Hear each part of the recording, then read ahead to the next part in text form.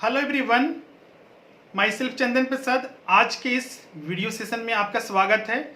आज जो हम लोग यहाँ पर डिस्कस करने वाले हैं आपका एनसीईआरटी सीरीज का पार्ट 2।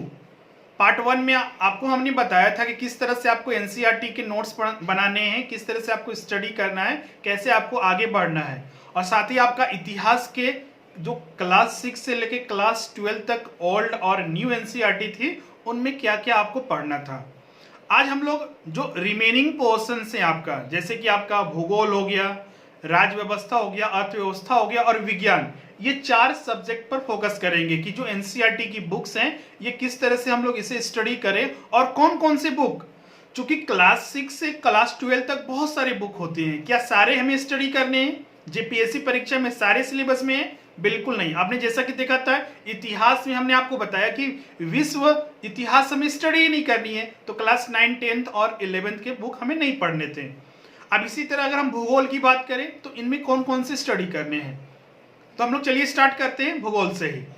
तो भूगोल में आपको पता है कि क्लास 6 से क्लास 12 तक के आपको स्टडी करने होते हैं। एनसीईआरटी जो आती है आपका, और हमने आपको बोला है भूगोल के लिए आपको पुरानी एनसीईआरटी जरूरत नहीं है, क्योंकि बहुत सारी अपडेटेड चीजें आपको जरूरत पड़ती है। इसीलिए नई एनसीईआरटी कम से कम पढ़िए, जिसमें कि बहुत ज्यादा लेटेस्ट तो नहीं लेकिन फिर भी एक बहुत पुरानी भी डाटा नहीं रहती है, लमसम आपका डाटा रहता है। अगर करंट अफेयर्स भी स्टडी करते हैं तो आपको वो कंप्लीट हो जाते हैं।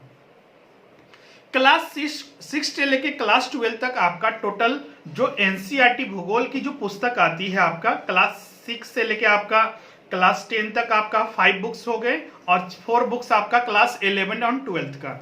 अगर आप इसे स्टडी कर लेते हैं तो आपका पीटी और आपका मेंस अप्रोक्स 80 to 90% आपका सिलेबस कवर हो जाता है। बारीकी से आपको अध्ययन करना है। पिछले बार ही हमने बताया था कि किस तरह से आपको नोट्स तैयार करना है। अगर हम बात करते हैं क्लास 6 का, जो क्लास 6 का आप ये बुक देख रहे हैं एनसीईआरटी का भूगोल, इसमें बहुत सारे टॉपिक्स है। जैसे कि आपका अगर हम पेज ओपन करते हैं तो हमें कंटेंट दिखते हैं, जैसे कि सौर मंडल के बारे में, ग्लोब के बारे में, पृथ्वी की गतियां जो है उसका मानचित्र, पृथ्वी के प्रमुख परिमंडल, पृथ्वी के प्रमुख स्थल, और हमारा जो फिर भारत का भूगोल स्टार्ट होता है। तो इसमें विश्व भूगोल के बारे में भी थोड़ा संक्षेप में दिया हुआ है। तो क्लास 6 से जैसा कि हमने बताया कि जैसे जैसे आप क्लास आप ऊपर जाते हैं तो आपका लेवल भी इंक्रीज करता है। क्लास 6 में आपका बारीकी से इतनी सरल शब्दों में बताया गया है कि कोई भी बंदा अगर पहली बार भी पढ़ रहा है तो उसे समझ में बिल्कुल अच्छे से आएगा। और ये सारे ऐसे बुक्स होते हैं क्लास 6 से लेके क्लास 10 तक आप एक सप्ताह में, एक दिन में एक किताब आप पढ़ सकते हैं, या फिर 2 दिन में मैक्सिमम आप 2 किताब पढ़ सकते हैं। क्लियर है? आप यहाँ पर देख सकते हैं टोटल कंटेंट है, आप इसे 4 to 5 आवर्स में पूरा कंप्लीट कर सकते हैं। 8 कंटेंट है तो 1 डे या फिर 2 मैक्सिमम 2 डेज में एक बुक आप कंप्लीट कर सकते हैं। क्लियर है? तो ये क्लास 6 से क्लास 10 तक के थे। रिमेनिंग जो आपको बचेंगे क्लास 11 और 12 के, वो आपको बहुत ज्यादा मेंस में आपको काम देंगे, और आपका पीटी में भी, जो आपका प्रमुख रूप से है, जिसमें कि आपका भौतिक भूगोल जो आता है, सिद्धांत आपका भारत भूगोल, जो आपका अर्थव्यवस्था है, और आपका मानव भूगोल वगैरह। मानव भूगोल में आपका सिलेक्टिव कुछ टॉपिक्स स्टडी करने हैं, तो आप एक बार सिलेबस को गो थ्रू करिएगा, उस बेसिस पर स्टडी कीजिएगा, जो आपको बहुत ज्यादा हेल्प करेगा। तो ये आपका हो गया कि भूगोल में आपको कुछ भी नहीं छोड़ना है। जैसे कि इतिहास में हम आपने को छोड़ने के लिए बोले थे, क्योंकि हमारे वो सिलेबस में ही नहीं है। भूगोल में आपका नई एनसीईआरटी 6 से लेकर 12 तक स्टडी करना है, और इसमें से आपका हर चीज को बारीकी से पहली बार स्टडी करना है, और सेकेंड टाइम आपको नोट्स या फिर अपना जो हाईलाइट करने का तरीका है आप वो जरूर आजमाइएगा। उसके बाद आपका आ जाता है राज्य व्यवस्था का। राज्य व्यवस्था में अगर देखा जाए तो बहुत सारे बुक्स है आपका। अगर क्लास 6 से लेके क्लास 12 तक बात करें तो इसमें इसी तरह आपका क्लास 6 से लेके 10 तक और 11 और 12, तो इनमें किस तरह से स्टडी करना है, इसमें भी आपका उसी तरह सेम स्टडी करना है सारे बुक्स को। कुछ आपका 12th की क्लास की जो बुक्स है इसमें आपका, उसमें थोड़ा आपको चेंजेस करना होगा, क्योंकि उसमें थोड़ा आपका जो पैटर्न है आपके सिलेबस के अकॉर्डिंग उसे ध्यान में रख के तैयारी करना होगा। लेकिन हर चीज उसमें इंपॉर्टेंट है। इसमें से बहुत सारे आपके सिलेबस में शामिल नहीं होता है, क्योंकि ये आपको तो स्टडी करना ही है, इसके अलावा भी एक्स्ट्रा आपको चीजें स्टडी करना है। तो आप समझ रहे हैं कि आपको उसके लिए स्टैंडर्ड बुक का सहारा लेना होगा। बिल्कुल हमने स्टैंडर्ड बुक के बारे में आपको बताया भी है, और भी चीजें हम और भी जब डिस्कस करेंगे स्टैंडर्ड बुक के बारे में तो वहां पर बताएंगे। जैसे कि आपका लोक प्रशासन हो गया, पंचायती राज व्यवस्था हो गया, पंचायती राज व्यवस्था तो इसमें मिलेगा, लेकिन लोक प्रशासन आपको नहीं मिलता है। तो उसके लिए क्या करेंगे, शासन व्यवस्था नहीं मिलता है, तो उसके लिए आपका लक्ष्मीकांत का हमने एक बताया भी था, एक वीडियो हमने लिया था उसमें कि लक्ष्मीकांत का आप उपयोग करेंगे। तो ये राज्य व्यवस्था से संबंधित हो गया। अब विज्ञान का बात कर लेते हैं। विज्ञान का आपको क्लास 6 से लेके क्लास 10 तक के बोला जाता है, लेकिन अब हम बोलेंगे कि क्लास 6 को भी आप छोड़ देंगे तो कोई दिक्कत नहीं है, क्लास 7 से क्लास 10 तक सिर्फ स्टडी करें। क्लास 7, 8, 9 और 10 मतलब 4 बुक ही आपके लिए सफिशियंट है, जो आपको मेंस तक आपको सारे सब्जेक्ट को अच्छे से कवर करेगा, क्योंकि आपको पता है कि विज्ञान आपके मेंस में भी है। क्लियर है? तो आपको वो बहुत ज्यादा हेल्प करेगा। अब लास्ट आपका बच जाता है एक आपका अर्थव्यवस्था। अर्थव्यवस्था अगर बात करें तो सिलेबस अगर आप देखने लगेंगे तो मेंस का खासकर सिलेबस तो आपको बहुत ज्यादा बर्डन लगेगा। पीटी का हमने डिस्कस भी किया था, तो आपको लगा होगा कि ये अगर हम इस तरह से तैयारी करते हैं तो आपको इजी लगेगा। लेकिन आप अर्थव्यवस्था अगर आप पहली बार पढ़ना चाहते हैं तो उसमें ध्यान रखिएगा कि अगर उसको बारीकी से अगर नहीं समझते हैं, जीरो लेवल से स्टडी नहीं करते हैं, तो उसमें आपको दिक्कत होगी।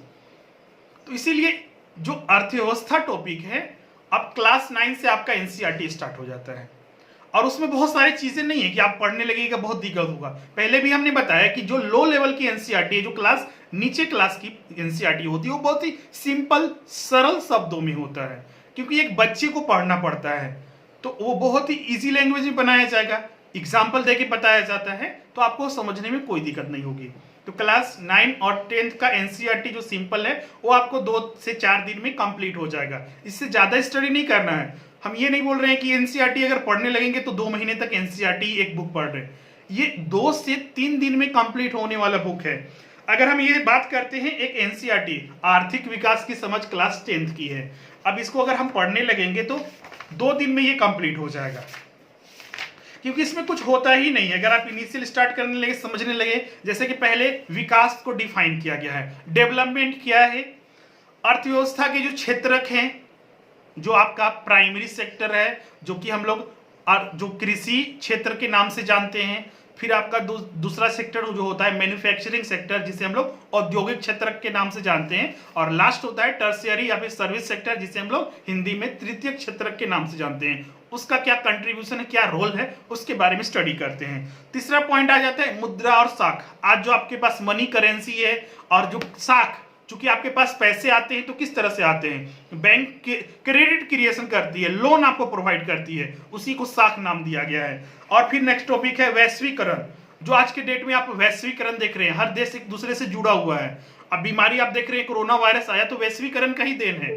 अगर वैश्वीकरण नहीं होता, हर कंट्री आइसोलेटेड होता आज जैसे आज है, तो ये बीमारी फैलता ही नहीं, कहीं आता जाता नहीं। लेकिन वैश्वीकरण जरूरी है, क्योंकि आप आइसोलेट होकर कुछ नहीं कर सकते हैं। आज बीमारी हो चुकी है, इसका असर ये निगेटिव पड़ रहा है। अदरवाइज हमारी कंट्री, हर कंट्री एक अपने आप में दिख रहे थे कितनी तेजी से प्रगति भी हर कंट्री कर रहा था, एक दूसरे से बढ़ रहा था। लेकिन कभी कभी ऐसी अवस्थाएं अभी आ जाती हैं जिसका आपको सामना करना भी पड़ता है।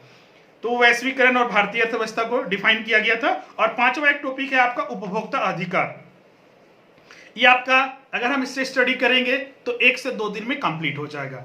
तो आप पूरे एनसीईआरटी देखिएगा तो इसी तरह से आपका क्लास 10 तक रहता है, आप उसे 1 या 2 दिन मैक्सिमम आपका चलेगा, और उसको रिवाइज पहली बार स्टडी कर लिए, फिर दूसरी बार उसको स्टडी कर लिए, फिर उसको स्टडी करके उसका अपना सेल्फ नोट्स बना लिए, और जो रिवीजन बाद में करेंगे उसी को रिवीजन करते चले जाएंगे आपको एग्जाम तक। तो आपको बहुत ज़्यादा हेल्प करेगा।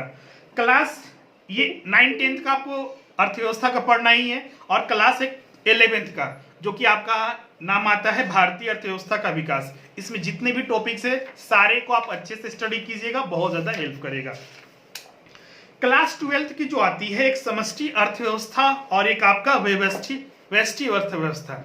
अगर आप इसे नहीं भी पढ़ते हैं तो चलेगा, क्योंकि ये आपके सिलेबस में नहीं है। जो माइक्रो और मैक्रो लेवल का इकोनॉमिक्स होता है उसके बारे में बारीकी से समझाया गया है, लेकिन आपके ये सिलेबस में नहीं है, तो इसीलिए हम इसको, चूंकि आपके पास इतने सारे ऑलरेडी स्टडी करने के लिए हैं, तो जो सिलेबस में नहीं है हम उस पर टाइम क्यों वेस्ट करें। सीधा सा लॉजिक है। तो उनके बहुत सारे स्टूडेंट कहेंगे, टीचर्स कहेंगे पढ़ने के लिए, लेकिन हम ये सजेस्ट नहीं करेंगे, क्योंकि सिलेबस में ही एकदम वो नहीं है, ना मतलब नो। तो इसीलिए इसको आप रीड ना करें, क्योंकि आप, हाँ टाइम बचता है, आपके पास सफिशिएंट टाइम है तो उसको एक बार गो थ्रू कीजिएगा। तो ये सारे आपके सब्जेक्ट थे जिसको आपको अच्छे से एनसीईआरटी के किस तरह से स्टडी करना है, वो सारी चीजों का आपको ध्यान में देना है। तो आपने यहाँ पर देख लिया सारे सब्जेक्ट में एनसीईआरटी के सीरीज इतने ही आते हैं जो आपके सिलेबस में है। और भी सीरीज आते हैं लेकिन हमारे सिलेबस में वो नहीं है, तो हम उसे क्यों स्टडी करें। एनसीईआरटी यही चीज था आपका सीरीज, ये आपको मेंस तक काम देंगे। पहला बार क्या क्या बातें ध्यान रखना है सारे हमने बता दिया, कौन कौन से बुक पढ़ने हैं एनसीईआरटी का। पहला हमने इतिहास का अलग वीडियो जो था उसमें हमने आपको बताया था। दूसरा हमने भूगोल का बताया, तीसरा हमने राज्य व्यवस्था का बताया, चौथा हमने विज्ञान का बताया। विज्ञान का क्लास 7 से लेके क्लास 10 तक के पढ़ना है, सिर्फ 11 12 वगैरह में नहीं जाइएगा, वहीं से सारा आपका कवर हो जाएगा।